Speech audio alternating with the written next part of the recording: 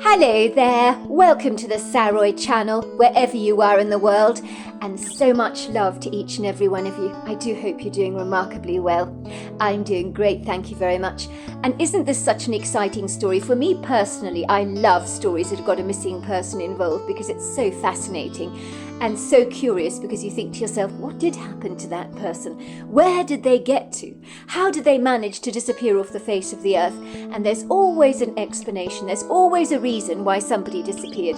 And I love these stories where you have that mystery surrounding the story, and I'm adoring this story as I love every missing person story. For me personally, a story is about rather like a tapestry where you have so many threads weaving in to make the exciting story, and you don't want to miss out on one thread, because it would be so boring if it was just a small tiny story without the characters being involved in the story, without the build up to when you actually have this encounter with a Bigfoot. So this is terribly exciting. If you know somebody who really appreciates a good story, because stories are hard to find, especially good ones, and these stories are excellent. So do not be afraid to share them with other people. Even if Bigfoot is not their speciality, you'll be surprised how with all the characters involved in the story, so many people enjoy these stories. So let's get started, shall we? It was not that Gemma had anything to hide, but she didn't like anything known about her private life. For these reasons alone, she abandoned all social media platforms, as frankly she didn't want people to know where she went to dinner last Thursday night, no matter how fabulous it was, or about the spectacular holiday she'd enjoyed in the Maldives. "It's very good to be anonymous," her father would always tell her. But that salient advice had come from one of the most private men that Gemma had ever known, who liked to remain ex-directory in every single regard. "You don't want people knowing all about your personal life. It's an invasion of your privacy," he would tell Gemma. And Gemma had believed her father was absolutely right. If she had any online profiles, people could find out everything about her in a heartbeat, and that was exceedingly unsettling, especially if unscrupulous, nefarious people had access to her private information, which could eventually be used against her.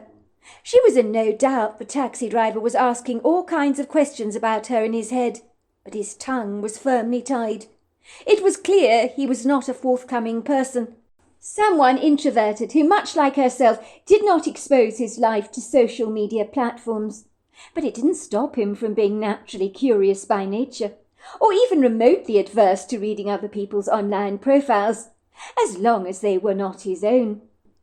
Gemma certainly couldn't judge him for that, as Gemma's middle name was Curiosity, which was why she had come to Montana in the first place. In this part of the world, she didn't doubt that the youngsters living here often left their home to go to universities in big university towns like Boston, Ann Arbor, Michigan, Berkeley, California, or Charlottesville in Virginia. Some may never return again to their rural lives, which Gemma thought was desperately sad. When the taxi driver thought Gemma wasn't looking, he regarded her through the visor mirror with a keen, inquisitive interest. There was no doubt he was wondering why a New York girl had come to such a remote part of the world that wasn't exactly a tourist haven. As what could a city girl have in common with not a very current, rather unfashionable Montana town, where hip was not actually a word that would describe the location he loved to call home, but spectacularly beautiful, most certainly. But he did not articulate any questions to Gemma, and likewise she did not volunteer any information, so the entire journey was steeped in a rather congenial silence, apart from the sound of the car juddering and jolting rather awkwardly down the long earthen roads. The taxi driver occasionally slurped some milkshake he was drinking, slurping it up through a plastic straw. Of course, people came to this part of the world to visit Yellowstone National Park, but let's just say this little rural town was usually overlooked by holidaymakers, who were more than lightly shunned by the locals here, and not made to feel terribly welcome. It was likely these tourists were looking for more exciting places to pick up curios and trinkets to take back home. Gemma had almost jumped out of her skin when the taxi driver had said, "We're nearly there." The man could actually speak. Before long, the taxi driver took a quick turn through a narrow pathway in the trees, and then got out of his taxi to open a rather rusty-looking cattle gate that squeaked in protest as it swung open, while the thin taxi driver scampered back to his car, revved up the engine and shot through the trees like a bullet, until he finally parked outside a wooden cabin that looked even more downtrodden in real life than on the website, but the place would be suitable for Gemma. I mean, she hadn't come here to live in the lap of luxury, and if she was going to rough it for a while, that would be no skin off her nose. It would be part of the exciting adventure of coming to this unspoilt part of the world, where you were surrounded by the magnanimous arms of the rugged, natural world. It was a far cry from her more pampered, rather pooch life in New York, where the conveniences of modern life were on your front doorstep, or only a few blocks away, where you could almost access everything you could possibly need. Gemma climbed out of the taxi with a vacillating hesitancy, and hauled her oversized suitcase out of the back of the trunk.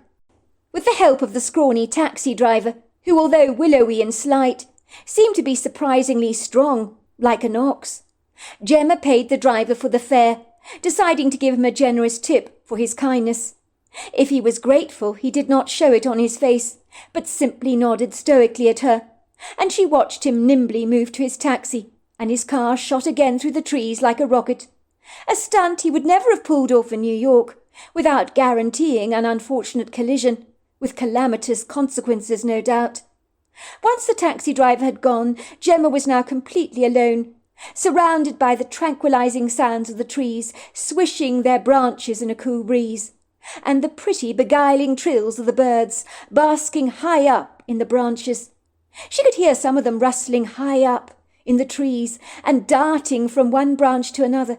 She could not help privately wondering how spectacular the prepossessing views must be of the countryside, for the birds, high up in those towering trees, where you could probably see everything for miles around.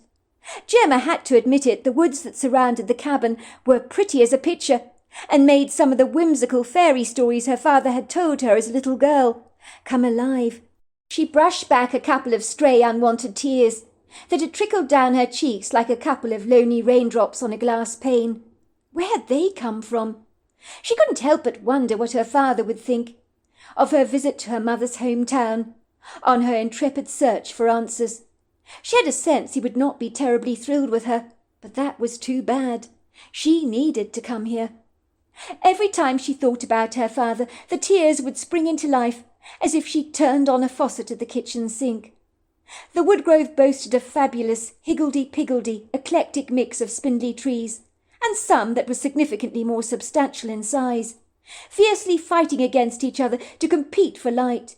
They were tall, statuesque, lofty, and covered in a plethora of exquisite leaves, and their rambling foliage was pleasing to the eye. Gemma trudged over to the cabin and stood over the threadbare mat. She found the cold cast-iron key lying buried beneath the bottom of her shoulder bag, which had been sent to her in the post after she'd booked the cabin. She plunged the key into the lock with a spirited expectancy. In the beginning the key refused to turn, and Gemma found herself silently swearing in frustration under her breath. But finally, with one frantic twist of the key, along with a hard push, the door jerked open with a noisy creak. The cabin was small, but perfect for all her intrinsic needs. The bedroom, living room, and kitchen and bathroom seemed to fold into each other seamlessly, into an open-plan arrangement that lightly kept the cabin sumptuously warm in winter. It was basic, but suitable for all her needs, with a wood-burning stove, a gas-fired oven, refrigerator, and hot water system, along with some oil-fired lanterns. There were bookshelves bursting with books of every kind, and a very comfortable queen-size bed, covered with crisp, clean sheets, along with a few mismatched pieces of furniture that added to the coziness of the cabin. The wooden floors were polished to perfection, but exceptionally old, as they creaked when you walked on their surfaces, but they were covered in attractive-looking Navajo woven rugs. Gemma was terribly pleased to see that the owner had ordered the food she requested, so her kitchen was well stocked, and her refrigerator contained eggs, bacon, hot dogs, cheese, salad, and pickles. Gemma threw her suitcase onto the edge of the bed when she heard a voice calling out to her. "Hello! Hello there! Is anybody home? Anyone home?" Gemma realised it must be the owner of the cabin, so she scurried over to the front door. An old woman was standing in the doorway wearing a bright turquoise dress and a large straw floppy hat that covered a rather crepey skin, covered with a plethora of lines. The woman had the palest blue eyes that Gemma had ever beheld, and the bright turquoise colour she was wearing made her eyes appear all the more insipid and pale. "Hello, dear," said the woman. "You must be Gemma Barton. My name is Eleanor Tansey. It's so good to meet you. I hope you did have a good trip from New York. This must be a bit of a culture shock for you out here. We're not desperately sophisticated in these parts, I'm afraid. But some people say that is part of our charm. I like to think they're right about that. It's another world out here, I'm afraid. Very different to New York." "I'd say they were right about that," said Gemma. "Do you know what? Sophistication can be overrated sometimes. My dad always told me the simple things in life are what matters. He always said when you enter this world you come with nothing, and when you leave you go with nothing. He said we complicated our lives with so much stuff. So there is something liberating being out here in the natural world, not weighed down by the cares of a high-tech competitive society. But I dare say coming from a noisy city is going to take quite an adjustment for me." "Well, I'm so glad to hear you say that, young lady. Sounds like your father is a wise soul." "Was wise," Gemma corrected. "He died a couple of months back, I'm afraid." The woman pulled a sympathetic face. "Oh, I'm sorry for your loss, my dear. Losing a father is never easy. I was very close to my father, so when he died I felt as if I'd been run over by a bus. I was completely devastated. I was very close to my father. But I promise you, it does get easier with time. It is true, time is a healer. But the one thing is you just don't ever forget. That's what never changes. But you are right. You will take a while adjusting to the sounds out here of the countryside. Very different to the city it is. I do worry when people like yourself come to our part of the world from the big city. It concerns me that city types might get desperately bored out here, especially as we don't have Wi-Fi's facilities. At the cabin our lives are pretty simple and basic, you know.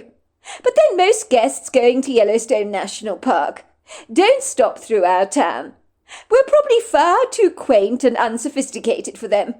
Not nearly exciting enough, I'm afraid." "I like quaint," said Gemma. "It's intriguing." "I hope you're happy, dear, in our rather rudimentary cabin. It's a very lovely cabin, though. Very cosy. And I hope you're satisfied with the shopping I picked up for you, dear. I do sometimes concern myself about the brands that people like to enjoy. I worry that I get it horribly wrong. It's not easy shopping for strangers, you know. One guest I had staying at the cabin made such a dreadful fuss about the peanut butter I bought him. It turned out he liked crunchy peanut butter and was appalled by the smooth version." "I'm very impressed," said Gemma. "You've excelled yourself. And I'm sorry if someone made a fuss about peanut butter. If they weren't happy with your choice, they could get off their backsides and buy the correct brand themselves. You did your best to accommodate them. As my father used to say, you can't please all the people all of the time. There's always going to be someone that's disappointed." "Your father really was a wizened soul, wasn't he?" said the woman, looking pleased.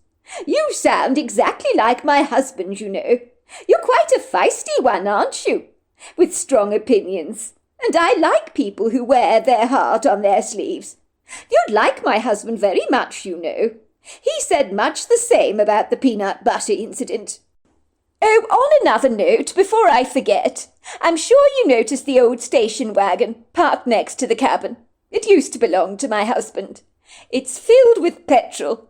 It's available for our guests to use at the cabin for an extra fee, so that they're not completely cut off. They can go to the local town and stuff like that. But word of advice, dear, I don't want to alarm you or scare you, but you are a city girl, and you're not used to country life at all. And all the sounds out here, Can be very foreboding, you know. If I were you, I'd lock myself away safely in the cabin. Don't be tempted to go out. It's not a good idea. Why? Asked Gemma. Eleanor Tansey shrugged uncertainly, as if she wasn't sure whether she thought that Gemma would believe what she had to say next or not. I know people that come from the city think of us folk that live in the country as simpletons. But, you know, strange things happen in those woods. Very strange things. And it's not because we're superstitious, as many townsfolk believe we are, well, city folk. But the truth is, strange things rarely do happen here during the witching hour. That's when the activity steps up a notch or two. I've walked through those trees in the middle of the night myself, and let me tell you that I can feel that something is distinctly off. I don't mean to scare you or frighten you, my dear. That is absolutely not my intention. But I do like to advise and warn all my guests to stay in their cabins at night, and not to be tempted to go out and investigate any strange noises you might hear. If you walk through those trees for some way, there's a back-country road most people like to avoid. Well, especially at night, she said, pointing through the trees. It's got a haunted reputation, I'm afraid. People claim to have picked up a female hitchhiker on that road. I know it's true because my husband picked her up once. Quite a fright he had, let me assure you. He did?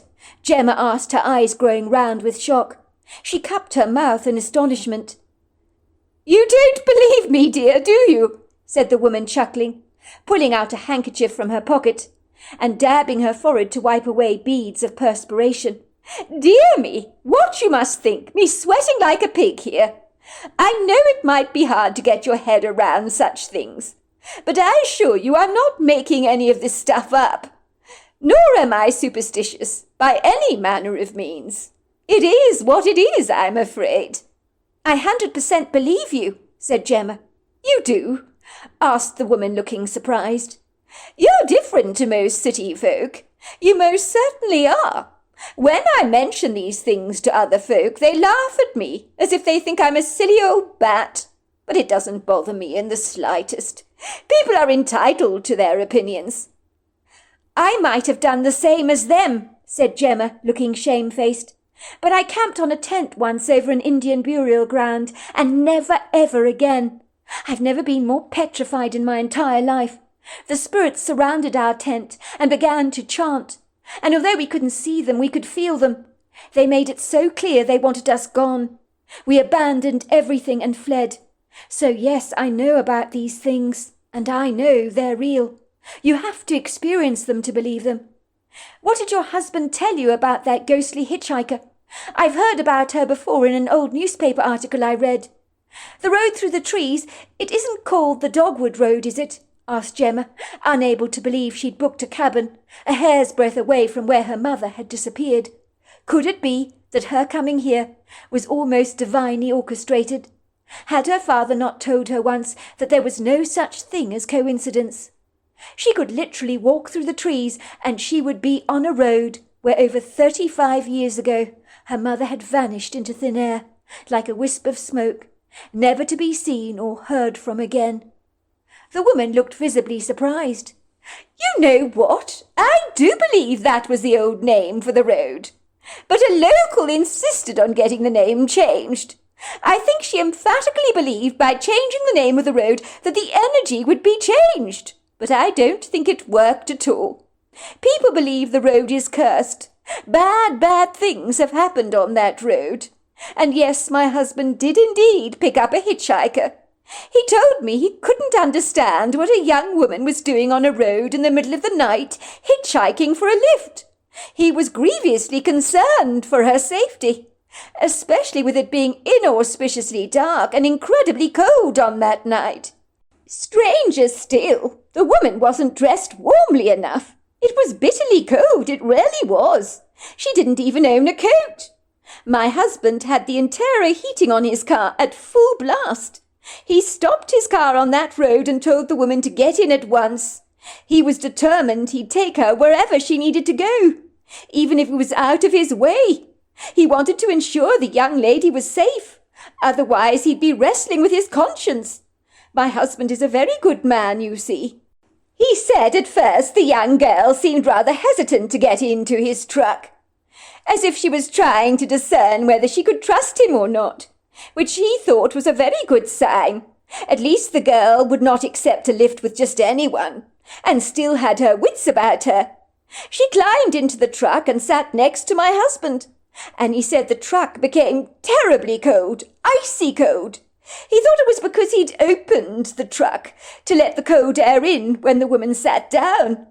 He asked the young lady where she wanted to go, and she said to Old Maggie's, which was the name of an old boarding house that was open in the 60s to hitchhikers who were looking for a room. Old Maggie was a woman in her 70s, you see. She ran the place for many years, but it has long since been closed since the woman died. My husband was driving along and was about to tell her that Old Maggie's no longer existed, but he could recommend another reasonable bed and breakfast. Even this late at night, they'd be welcome to receive her. He turned around to find the hitchhiker had gone, vanished into thin air like a puff of smoke. He was very spooked. Gemma crinkled up her face, placing her hand on her chest. That has got to be freaky, really freaky. I think I'd die of a heart attack on the spot. You are telling me? My poor husband hightailed it back home as fast as he could. Frantic he was. Let me tell you, he refuses to drive on that backcountry road at night. During the day it's another matter, but at night, never. You should have seen him. White as a sheet he was. He said to me, "Eleanor Tansey, I think I've just picked up a ghost." That whole event, let me tell you, threw him off his pedestal. My husband's always sceptical of the paranormal. Well, he was back in those days. Not any more, let me tell you. Did you hear about the case that happened in the 1980s? A woman disappearing from a car in an accident. I think the driver was trying to avoid a deer, and the car went colliding into a tree, and one of the people in the car, a woman called Samantha Barton, vanished from the car and was never ever seen again. Gemma asked the woman. The old woman raised a brow. Do you know what? I think I remember hearing a story like that somewhere. But believe me, a plethora of very strange idiosyncratic things have happened on that road over the years. Nothing would surprise me at all.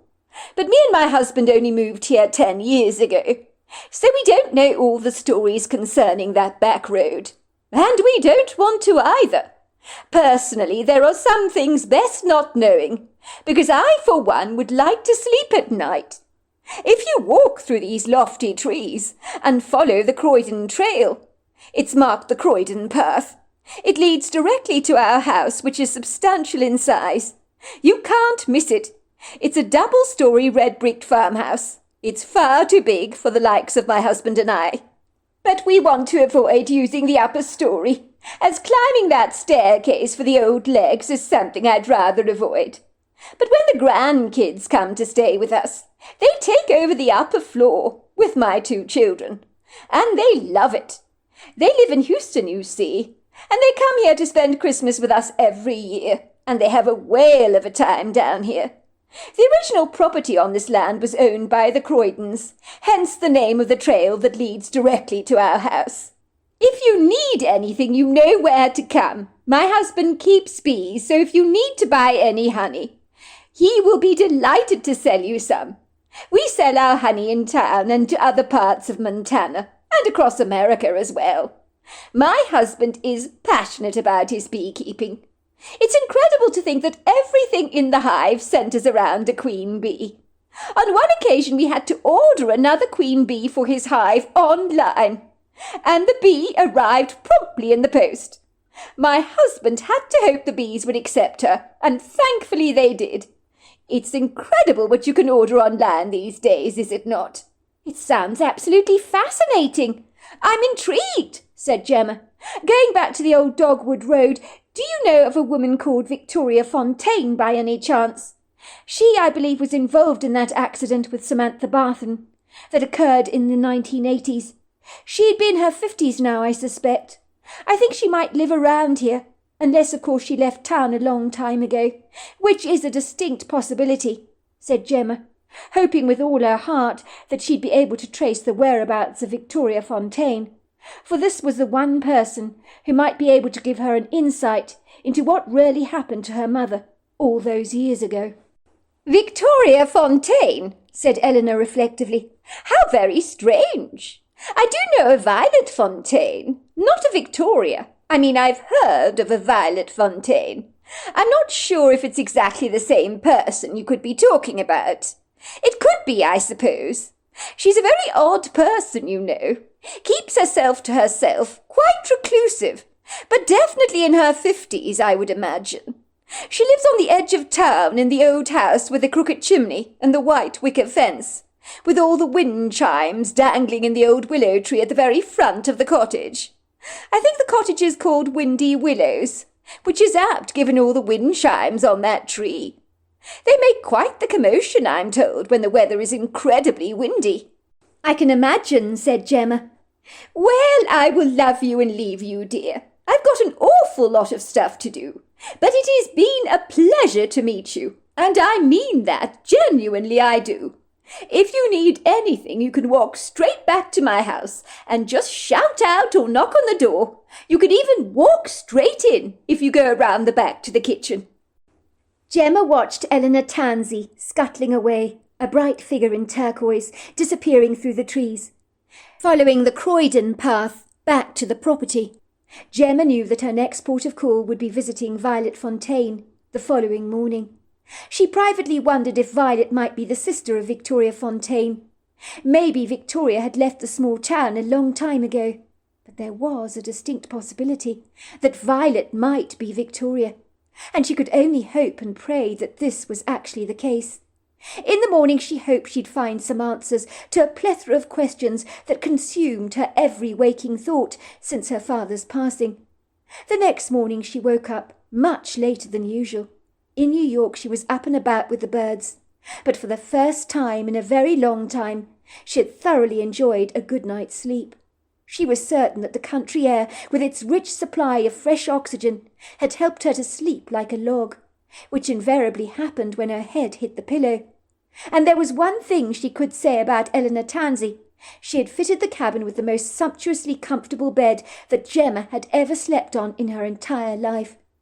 She made a mental note that when she returned to New York, she'd be investing in a brand new bed, one exactly the same as Eleanor Tansey had in the cabin.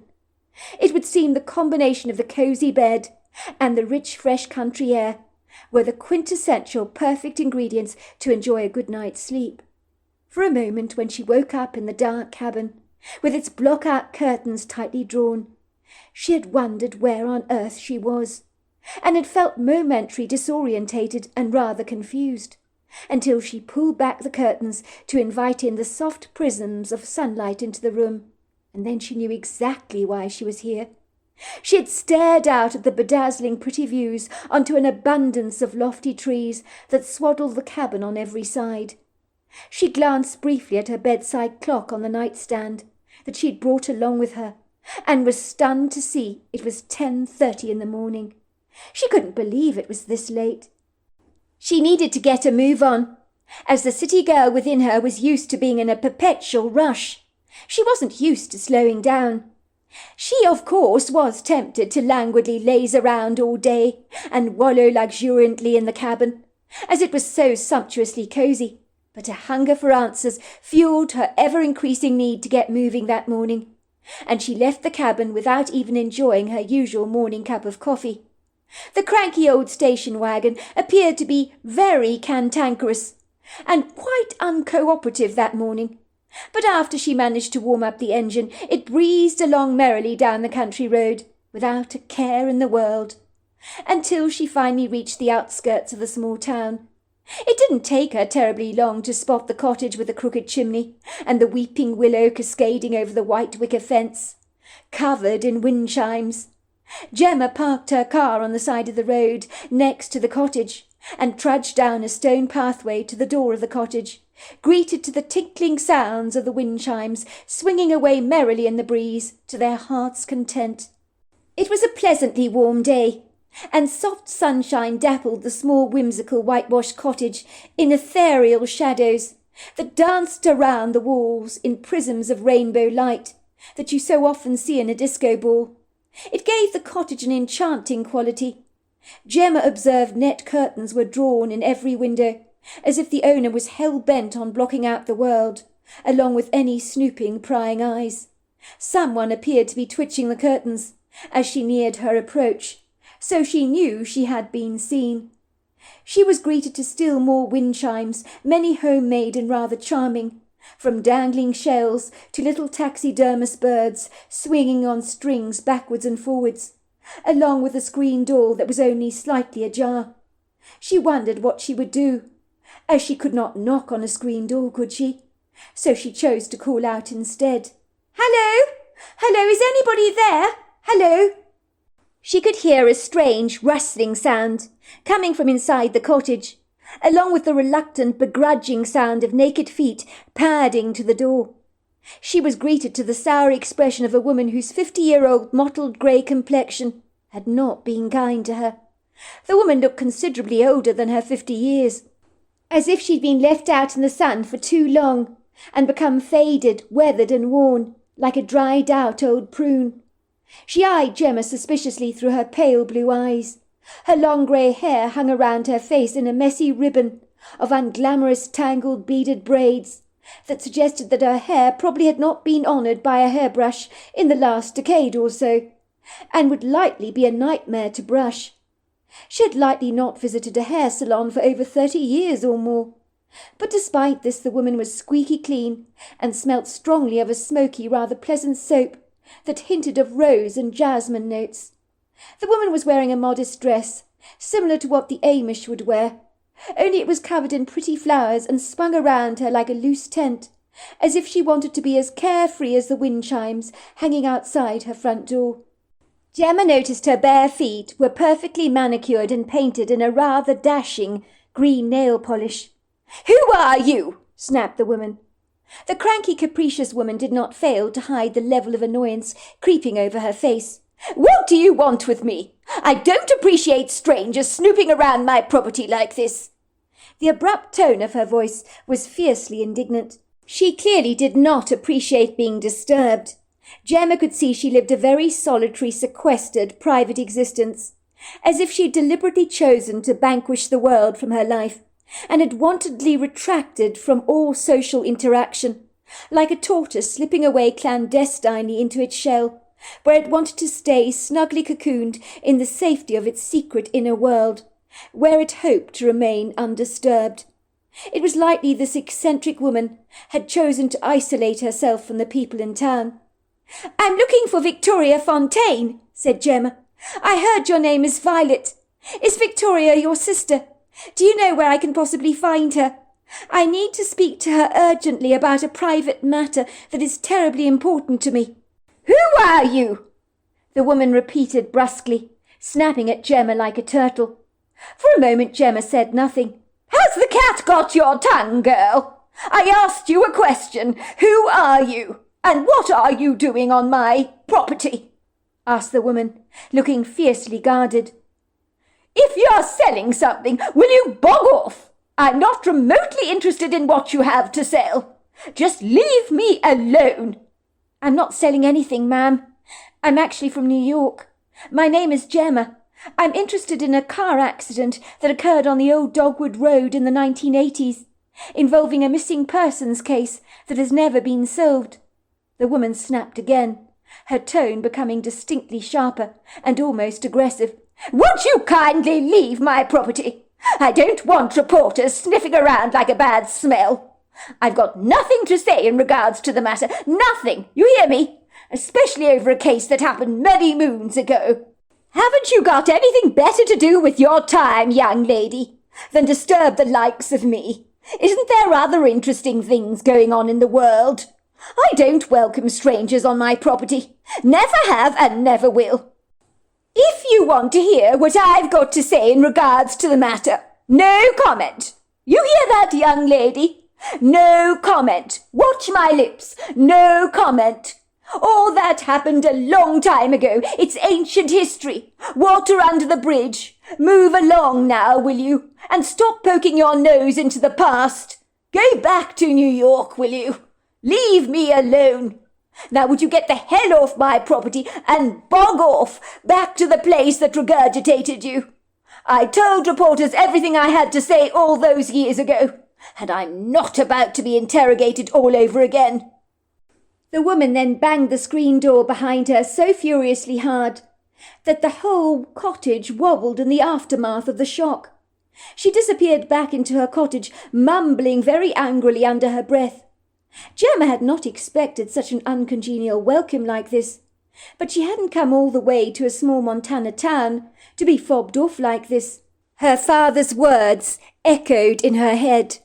If at first you don't succeed, you try again. That had been her father's motto in life. When Gemma was about to give up on something, she attended a pottery class once and was about to give up as every blob of clay she threw onto the wheel just came apart like sludge in her hands. I don't want to go back, she had told her father. I'm so useless with pottery. Gemma, you're going back and you're trying again. You hear me? Don't you dare give up, her father had spouted, and he'd been absolutely right, for she had produced some outstanding masterpieces in her class. So, giving up was not a good idea. Gemma knew if anyone would shed light on what had happened to her mother all those years ago, it was likely this woman. And in Gemma's opinion, the woman's obvious reluctance to talk meant she was lightly hiding something. Gemma opened the screen door a crack to call through the cottage again. Please, Mrs. Fontaine, I need to speak to you about Samantha Barton. She disappeared in the 1980s in a car accident that either you or a family member of yours called Victoria Fontaine was involved in. I know only you can help me get some closure in this case. I'm Samantha Barton's daughter, Gemma Barton. I'm not a reporter. I just want to know what really happened to my mother all those years ago. I'm not sniffing around to annoy you, I promise you that. I just need closure, that's all. The woman reluctantly came over to the swing door, where Gemma was standing, and swung it open. You better come in then, hadn't you? She said. So there we are. That is the end of part 3 of our story. Isn't it exciting? Such a fabulous story. And we're all going to wonder what's about to happen. Are we going to find out what happened on the old Dogwood Road? I'm getting very excited. I hope you join me tomorrow night. Until next time, goodbye and good night.